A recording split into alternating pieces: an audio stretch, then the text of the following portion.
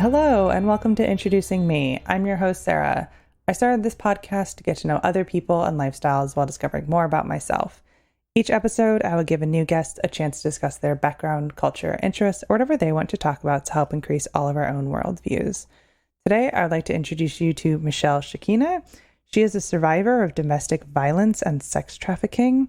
She was living the dream, married with children, when things turned with her husband. She got out of that situation and is now a role model to her children and an advocate for others, helping them see the light in those sort of dark times. So Michelle has much more to her story to share, some heavier topics, of course. So I'm grateful to have Michelle here today. Michelle, thank you so much. Why don't you go ahead and tell the audience a little bit more about your story? I will. Thank you for having me here today. Before I start, I always like to say that this is an older topic, let's say. Usually 15 and over is more the appropriate age because it's a little sensitive on the material. That's for me. So as a mother, I married someone who I thought was my fairy tale person. And it was for quite a while because I had created a home, like I'm sure most people have, with family and friends and dinners and barbecues and holiday parties.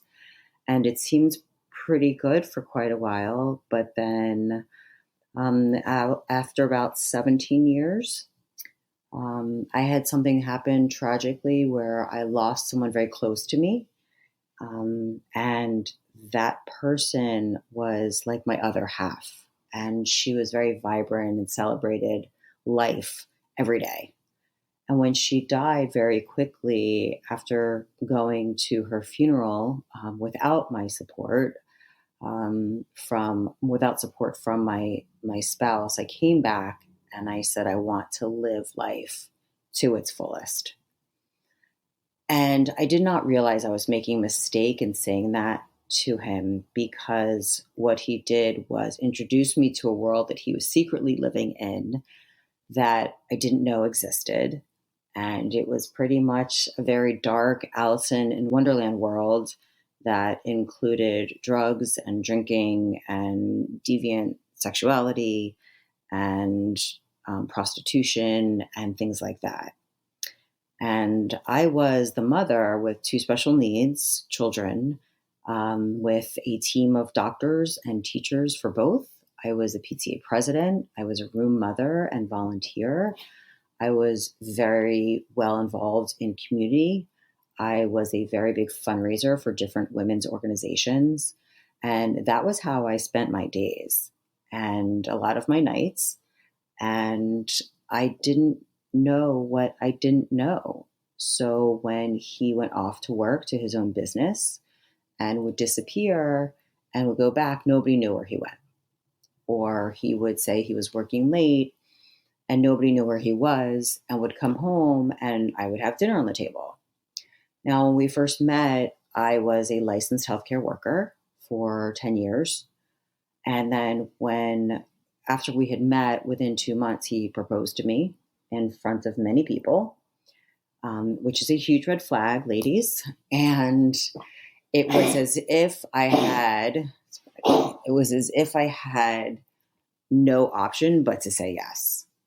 And I will, recommend if that happens, just run, run out of the room as far as you can go for lots of reasons.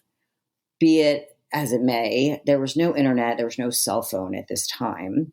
And so the awareness wasn't there. It was, oh, he's being chivalrous and romantic and wanted to include my family and his family and all of our friends, not realizing at the time that that was a really manipulative move. Luckily now we have a lot more awareness and we can talk about that after. So let's go back to the part where now I'm walking through this world of darkness and drugs and clubs. And there's this feeling that you'd only see in the movies that I didn't know existed. And no was never an option.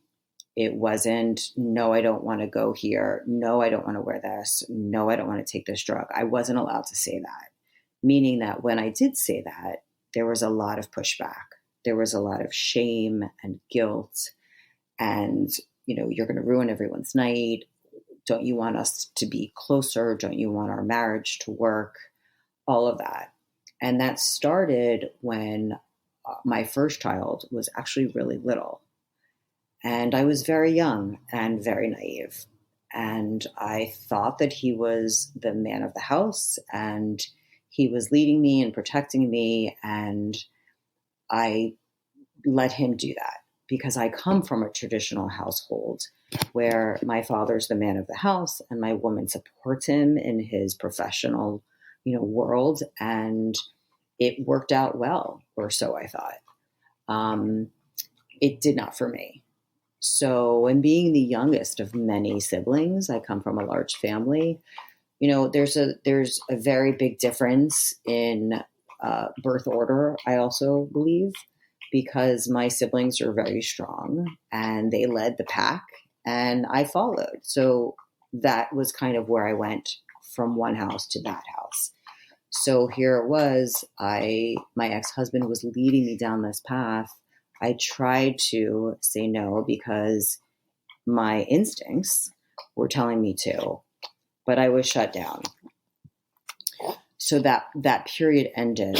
And then I went back into, let's say, regular life, so to speak, and had another child because I had only had one at that time. Had another child, and it seemed really normal and loving and fun for a while. And it was because I made it so. Again, a very traditional religious spiritual home.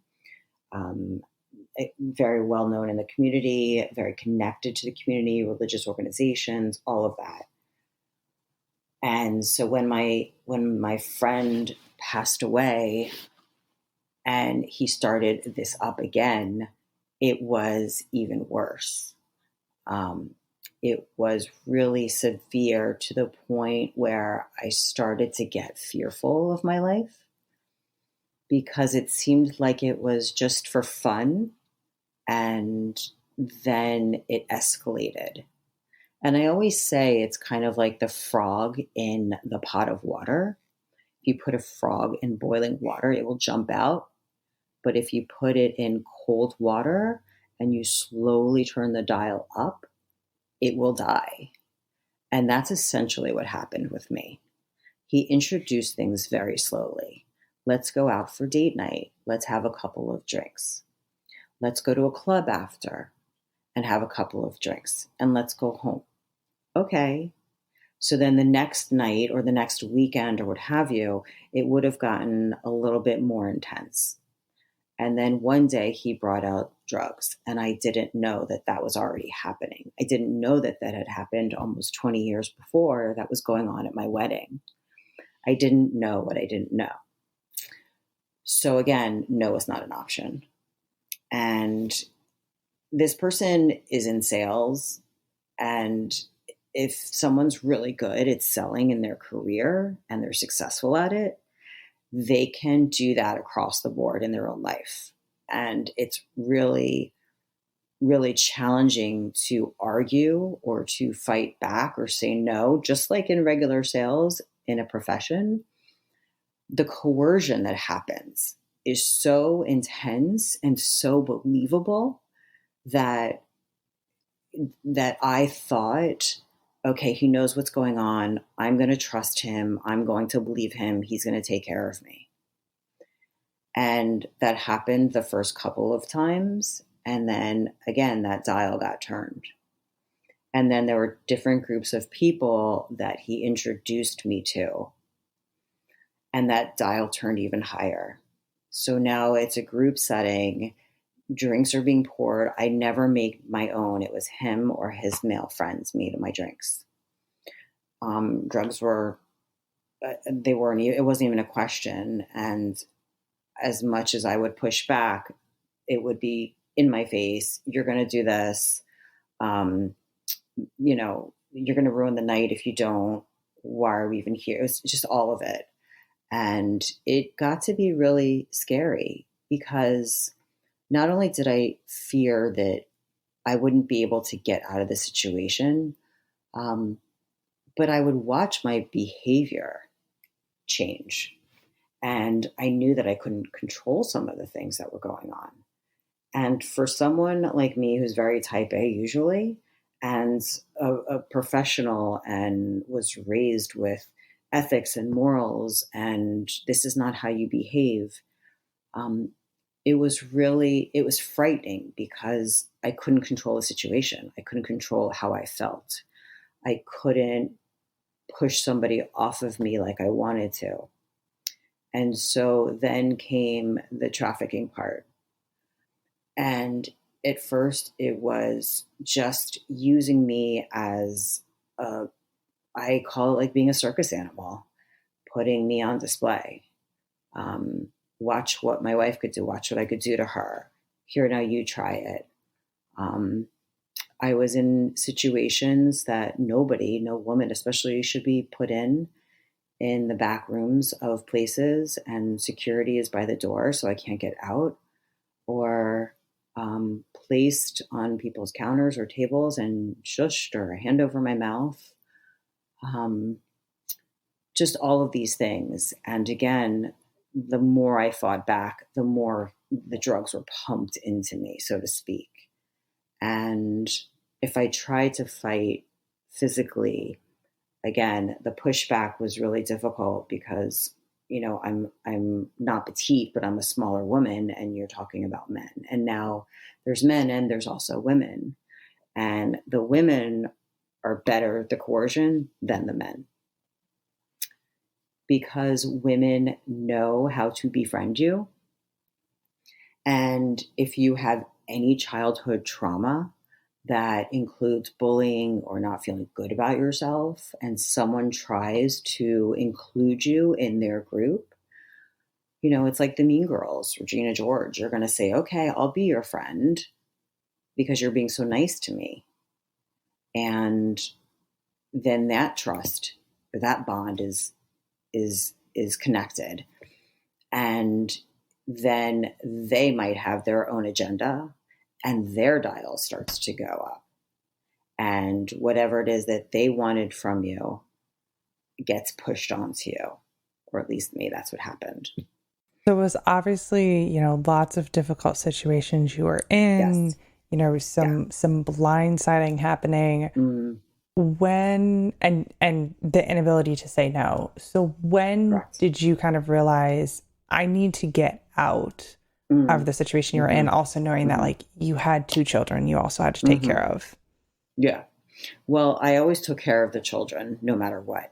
I think as mothers, we kind of grow this muscle within ourselves of not sleeping, because when they're newborns, we just do because we have no other choice. And with my second child, I was a little older. And at that point, I had always been that person where, everyone was at my house, because when he was out of the house, it was me and the kids, and it was beautiful because that's how I was raised and it's what I wanted. And that's what I created. And I mean, I made menus for my kids and star charts. So I was that mom, and which, they make fun of me now, but they loved it. And so I would be doing that during the day. And then, 8, 9 o'clock rolled around and he would want to start going out. And we would go out and be out until right before the sun came up, or even the sun came up. And then he'd want to go home and he would still be doing drugs. And I'd be like, I need to sleep because those children are waking up in 2 more hours. And we both knew that it was all going to be on me. So there were quite a few weekends where I slept a good 2 to 6 hours. And I managed to do it. It was me and Starbucks. Like, we did it together as a team. Luckily I eat very well and I take vitamins. And so I was able to physically and mentally do it. But then he would sleep till 4 o'clock in the next day and then wake up and want to go out again. So that was tough. Again, no was not an option, was across the board. When I knew to get out was I found out that he wasn't just using drugs. There was a dealing situation. And of course, I wasn't supposed to know. And he had been doing it for quite a while and to quite a few people. And when I found that out, I, of course, freaked out and was, what are you doing? You are the father of two children and all of that. And then I knew that what was an already dangerous situation for me was now a dangerous one for everybody involved. And I was like, there needs to be an exit strategy. And I could see that as soon as I confronted him, it almost seemed like he was relieved that I knew, because his behavior got worse, meaning that he was like celebrating that it was out in the open. And it got really scary because, like I said, there were a few groups of friends that we had, and they were all very different. They never connected. But I could see some behaviors changing. His appearance was changing, all of it. And it was almost as if they were trying to get me out because I was too good. And they would say, you're too nice, you're too good, whatever it was that they were saying, that I might be the whistleblower, or I could, I would put stops on him because he wanted to do a lot of different things with other people. And I would say, I really would rather not do that. No, that's a hard no. Ironically, when it came to me, he wouldn't accept that. But for himself, when I said that about him, he would say that. But I think that's because he was doing it without me knowing. Well, we did later on find that out. But going back to the getting out part, I just realized that it had to happen. And it took a while for me to do it because just like any abuser, most abusers, or narcissist as it's called now, he would be, 4 days great and 3 days not great. The 4 days that he was great, it was as if we were dating again and he was courting me, and the flowers would come out and the gifts would come out, and, breakfast in bed and that sort of thing would happen. Or, stay in bed and I'll take care of the kids. That was very rare, but again, type A, I never did. So and then they'd come in the room. It's like, okay, I'm just getting up. So, and moms, you understand. And then the 3 days he was horrible, like really bad. I remember one time he had me in a situation with two of his friends. And, at some point, people that have suffered any trauma really, being bullied at school as a child or being sexually assaulted, there's a very big spectrum. You kind of disassociate, you put your brain somewhere else, maybe from your body. So I remember doing that in this one instance. And then at some point, my brain and my body congealed again. And I sat up and I pushed everyone off of me. And I was like, no, this is going to end. And I went into a room and I locked the door, and he wouldn't speak to me after that for 2 days. So I knew that he was no longer on my side. He was no longer the person that I thought I married. He was no longer the person that told my parents that he would protect me, or told his own parents that he would protect me. And at this point, none of my family knew what was going on. None of my closest, dearest friends knew. I was embarrassed. I protected him. And he had alienated me from my family. And I come from a really, really large family. And he had said poor things about every one of them, to the point where I believed him. And at some point, he chose to keep them away, or I did. And it wasn't that I wanted to.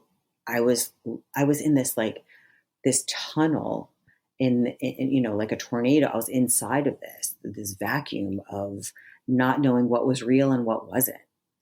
And that is the quintessential gaslighting effect.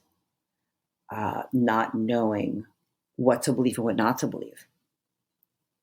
So my feet were no longer grounded, and I could look back and see that now. And I disassociate myself with her, that woman. She was lost. What I finally did, well, like a lot of us, I keep shoes and sweaters in the car because you never know. And so I had a lot of that in my car. And one night, after quite a few discussions with my kids about leaving, and they wouldn't leave because they were teenagers. They didn't want to leave their stuff or their Xbox or their pets. And at this point, he was going out by himself and coming home drunk, and my older son was helping me get him in a car. He was lost. We found him one night. We had to bring him home. My daughter was away for the summer, came home, and there was a picture that was covering a hole in the wall. So I knew that it was just going to escalate. That dial was going to turn, and I had to get myself out of there in order to keep myself and get myself better for my kids. I knew that they would be okay. 98% of me knew that they would be okay. Because like any other narcissist, their children are a reflection of them, male or female. And that was his thing. I'm super dad. I love you more, and I will protect you and be there for you. And that sort of thing he would tell them. And so therefore I felt that they would be okay there.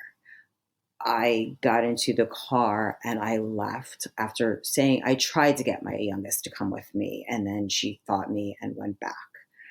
And I knew that that would be a lot of resentment if I forced her. And I knew what I was doing was temporary.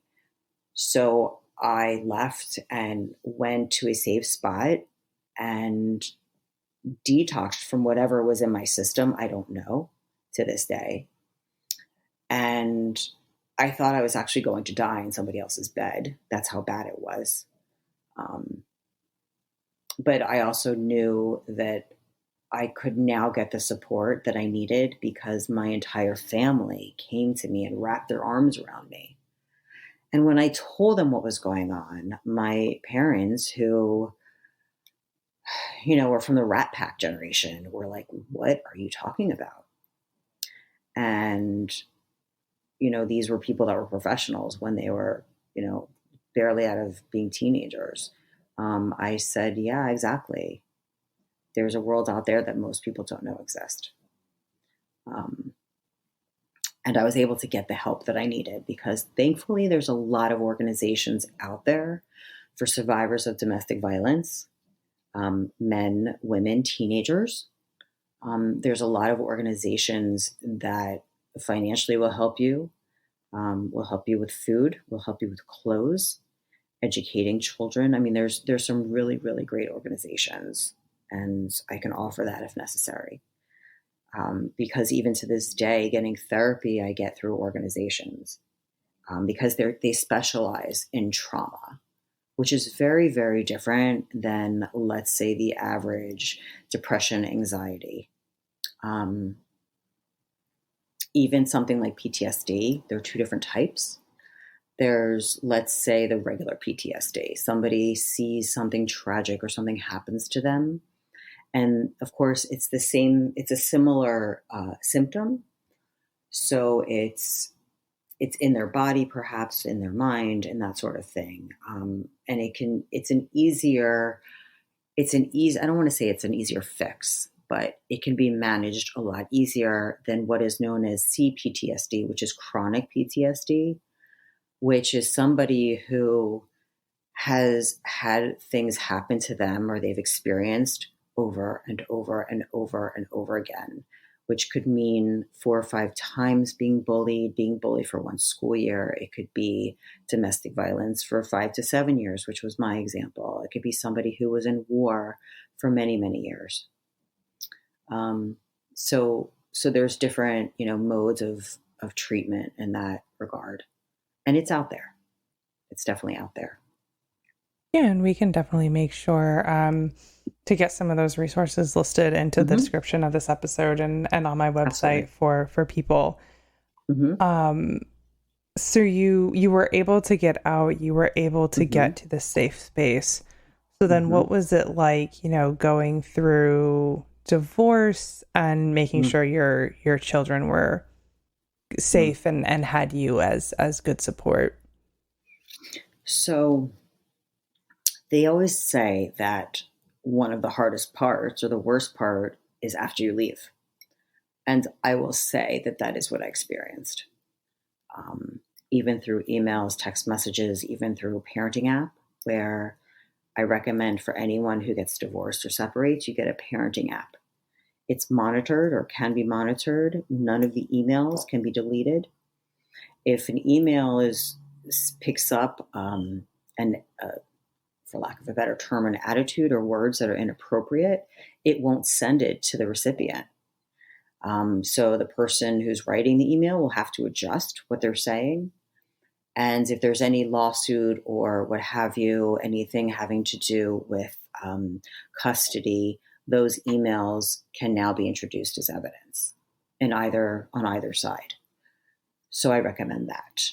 With my case, he came after me with a vengeance. Um, Called everyone I knew in the community, saying that I was a drug addict and alcoholic and I cheated on him and all of these things. He had some of his friends come after me in this sense of calling and texting, and some of these guys were like my brothers, or I thought. And at first I thought, oh, they finally have seen his behavior because he would act out and be horribly rude, where I would apologize for his behavior. And I thought, oh, they're protecting me. Well, that wasn't the case. Um, and um, he would tell everyone that financially I wouldn't get anything and I'd have to work so hard I'd never see my children. And when I went to get out what I could from our joint checking account, there was, less than 20 cents in there. And this is after 19 years of marriage, almost 20. No, it was 20, 21 years of marriage, I believe. So that was really, really tough. Um, it still is. There's still emotional and financial abuse that goes on. It just changes shape. When I first left, he would tell stories to my children about me with other people that were so far fetched that my daughter, who was a young teenager, would look at him and just say to him, she's told me that that's absolutely not the case. Because how could I be doing these things and going to these certain bars or having these affairs if I was always with her at her school, at a meeting, at our at my other organizations, at women's fundraisers? How could I be doing that if I was here? And my older one wanted to believe his father, even though he had been a part of that, which when he would come home drunk or whatever, he would have to help me. A son wants to believe who he thinks is his hero, and got very resentful. And that was really tough because we've had a really close relationship since he was obviously a baby. And I had to fight a lot of people in the school and the school board and doctors to get his needs met. And that was challenging for me. Um, that part of it was. So we divorced over Zoom during quarantine, which was in itself an experience. After so many years, and then sitting by myself in my now home, which I'm very proud of, for 11 hours in front of a computer and getting divorced from this entire world and life that before all of this nonsense went on, that I thought was beautiful. And I had the pictures to show it. But once again, I did not know what was going on behind the scenes. So that's actually the hardest part, like what was real and what were lies. So what it looks like now is um, I've not seen him for 4 years. I tried to get a restraining order and they wouldn't give it to me where I live. It's very difficult, it seems. but there's no need. My oldest went to live with him. Our youngest at the time was a 50-50 split. Although he had never gone to her school meetings or her doctors, didn't know what she was allergic to, didn't know what medication she was taking, none of that. So I was still parenting while she was with him. And, that was quite challenging as a healthcare worker. It was just, it's in me as a mom, it's in me. Going back to work in my licensed career that I hadn't worked at in 20 years, that was scary. When I first went back, I had no idea what I was doing because 20 years is different as far as technology goes. There was no technology when I left the field. Like I said, this was before cell phones and the internet and social media, if anyone can even remember that. When I went back, I was like, why can't I see anything? And I was like, oh, I'm 20 years older. So, but like anything else, it's ingrained in your system if you've been at it for so long. So I immediately jumped back in. And ironically, my career is what saved me because in healing people, you heal yourself. In helping people, you help yourself. I felt stronger and confident. So when I would receive an email saying that if I disappeared, nobody would notice, or I'm not important, or who do I think I am, or, oh, you just do this for a living, no one cares about you. So I'm an essential worker. And I'm one of the top 3 of being exposed to COVID. And again, after 20 years, I stepped back into being in that job during COVID. And so that was my real life. And then I have him in my ear in the email saying that. So that was also a little bit of a quandary because, again, when you have somebody saying these things to you over and over again, that chronic PTSD, it changes your neurology and your nervous system. It changes your own belief system. And so the scales kind of tipped for me from feeling of, less value to extremely valuable. So I will say, as far as that goes, that changed. And then a month and a half after I left, with some financial support, because I had no money, I wasn't allowed to work and have my own money during those years. I got into a place that was big enough for myself and my children. And, it's very girly and it has, words of affirmation on the walls and dry erase, I love being your mom on her mirrors, that sort of thing. And it's our safe home. And I've kept it this way for those many years that I've been away from him. And I'm really proud of that. And that's what she has seen. That's what my son sees when he comes here. So the difference is I never changed. I'm still the same mom that I was when they were little. Their friends come here and they call me mom and I hug them. Their friends that are part of the LGBTQ community where their parents don't accept them, they come in here and I give them hugs and love them and accept them, and they're allowed to talk to me about anything. And it's pretty, I've turned it into a pretty spectacular experience in that I did not realize how much I was being stifled by his need to dominate me. Which, of course, I can see now that I'm out of it. People assert their dominance because of their own insecurities. Yes, it's definitely easier to see a situation when you're not directly in it. Absolutely. So therefore, you now have that saving grace of being out of it. Correct. So you just mentioned, being supportive of your, children's friends and, being accepting. So where are you kind of now on helping others and advocating and making sure, that these, like your story and similar stories are heard and, those other worlds do exist? Right. So what I've come to realize is that everyone has a story and everyone is in some sort of pain. And again, it's a spectrum, there's a degree. And some is manageable and some is not. And having patients of my own, I can see that there's a lot of people hurting. The good news is that we have tools. We have tools within ourselves, we have tools in each other, and we have nature and animals, which to me heal all. Um, so where I am in the healing process is, for myself, I've been in therapy with people that specialize in domestic violence and abuse and sex trafficking and trauma.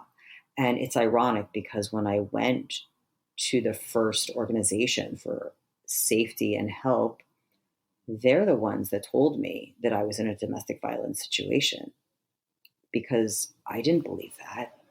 I just thought, oh, he's got some deviance and all of that. And, he likes to choke me to the point where I pass out and still has sex with me. Oh, okay, he's just a sick guy.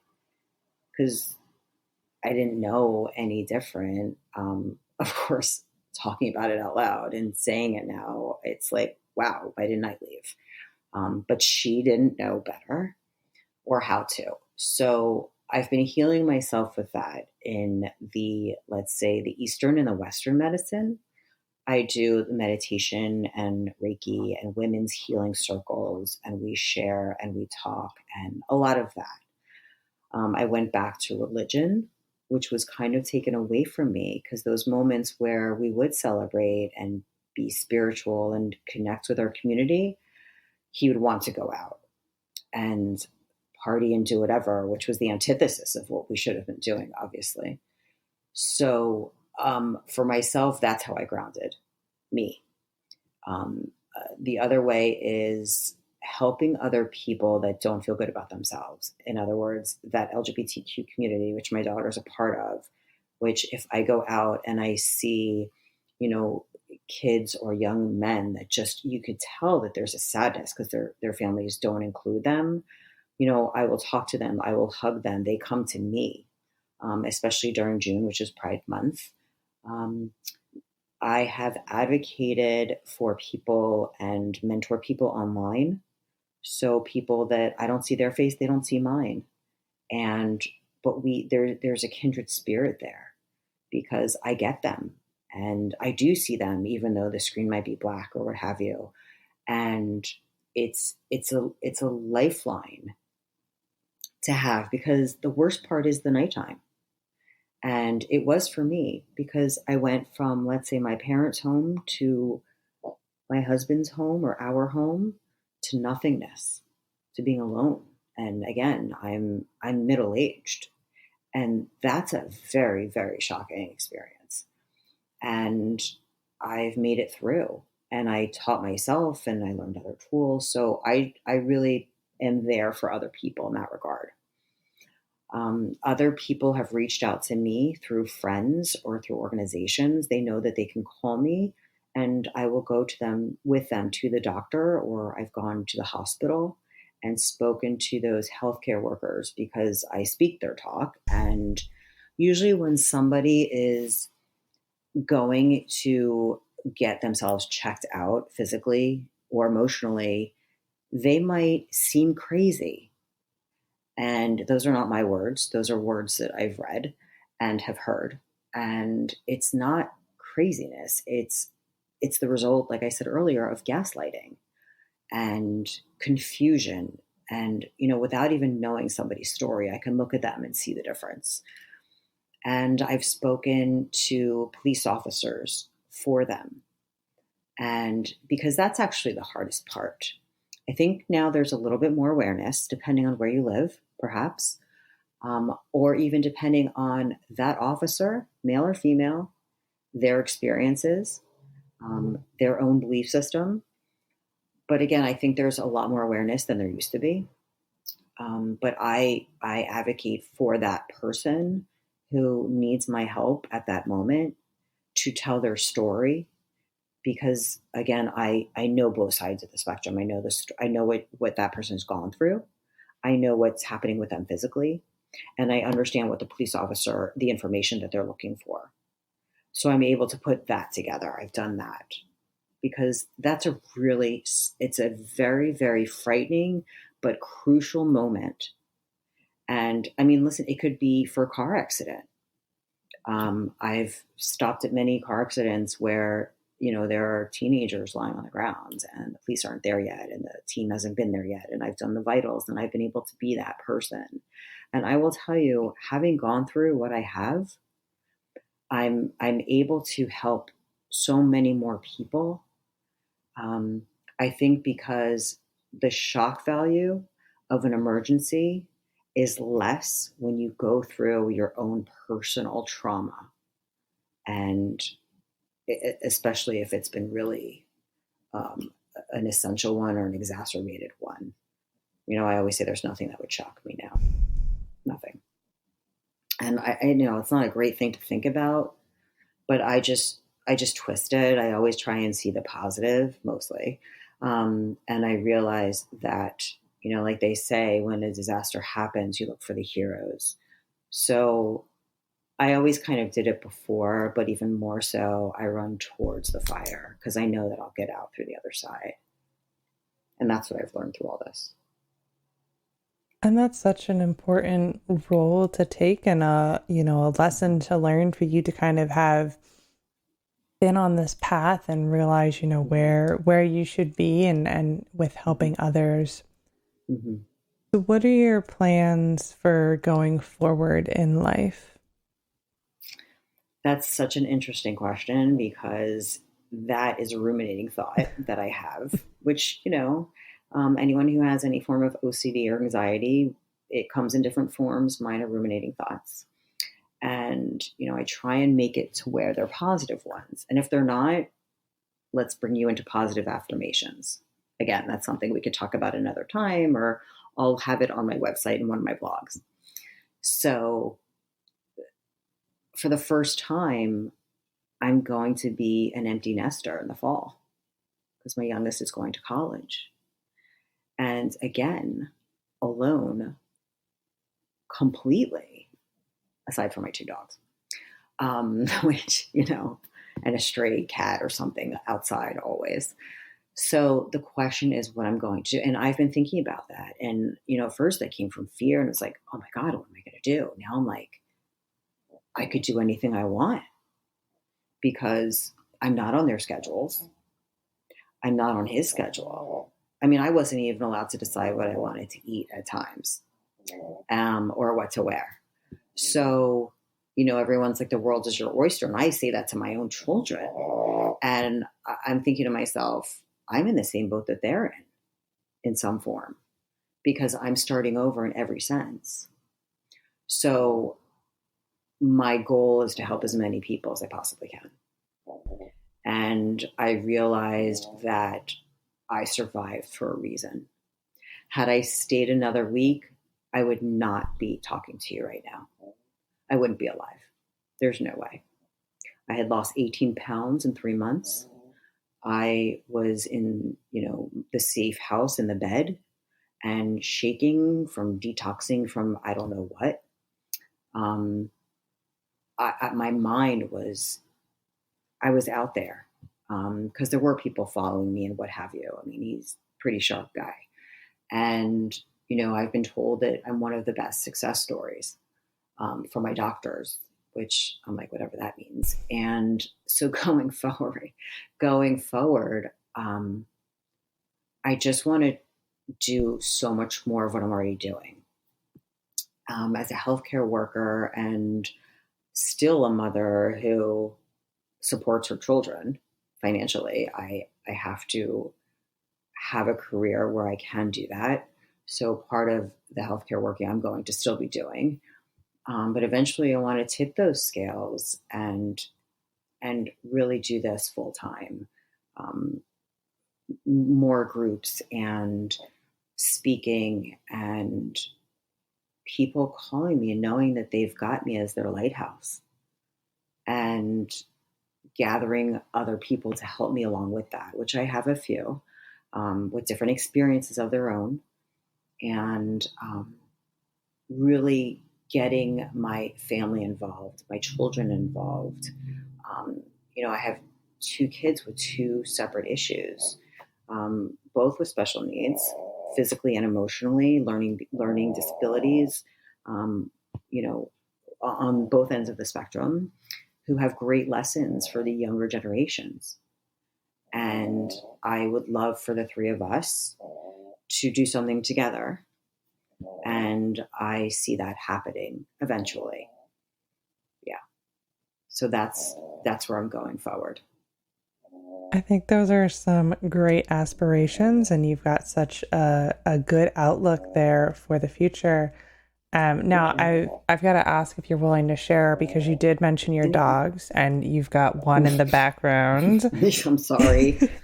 He's got a bad trachea. I mean, it's how he breathes. You hear my little pig. Well, so I was just, kind of curious, what kind of dogs do you have? How old are they?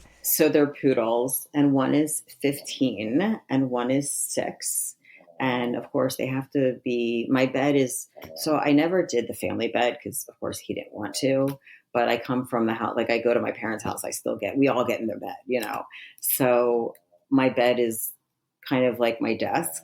And it has all of my journals and the workbook I'm creating and the computer and the dog's water dish and the two dogs. And so they're both poodles. One is 6 and one is 15. And it's funny because we say the girls in the family are very similar and the boys in the family. So like the girl is just like my daughter, and the boy dog who you hear is just like my son. It's very funny. I mean, I wanted 4 children, and unfortunately that was not approved of, I have 4 based on the furry ones too. That is great. Yeah. Now, before I start to wrap things up, is there anything else you would like to share with the listeners today? I think that if anyone needs help or tactics to use, anything, they can go to my website and contact me. And if you want to discuss anything forward, if you have something very specific, I have different people that work with me that if it's something really, really specific, like somebody who has survived a family member with alcoholism, that trauma might look different. And I have someone who specializes in that. Of course, for me, it's an array of things. If it's someone who's in the LGBTQ community, I have somebody for that. And together, collectively, we'll heal the world. And that's what I'm going to do, one person at a time. That's the goal. Awesome. Yeah. I will make sure, of course, to leave your website in the description with, some of the organizations, as we were mentioning earlier. Mm-hmm. Now, at the end of all my episodes, I do ask my guests a random question. Mm-hmm. So my question for you is, what is the most interesting place that you have toured? I haven't gone many places. Again, all the time I was married, we never really went away. I will say one of my favorite things I've done was actually locally. It was an art exhibit, but it was like I forget what they call it, but it's a Van Gogh exhibit. Mm-hmm. And it's, his artwork all over the walls, and you walk through it, and quotes of his, and it was really cool how they did the visuals and the tech with his paintings, because I love art. I would say that was kind of neat. That, and of course, any island that you can put me on, I'm in, But I thought that was really cool to bring artwork from, a really long time ago and make it kind of cool and hip, where a lot of millennials and younger even love to go. So.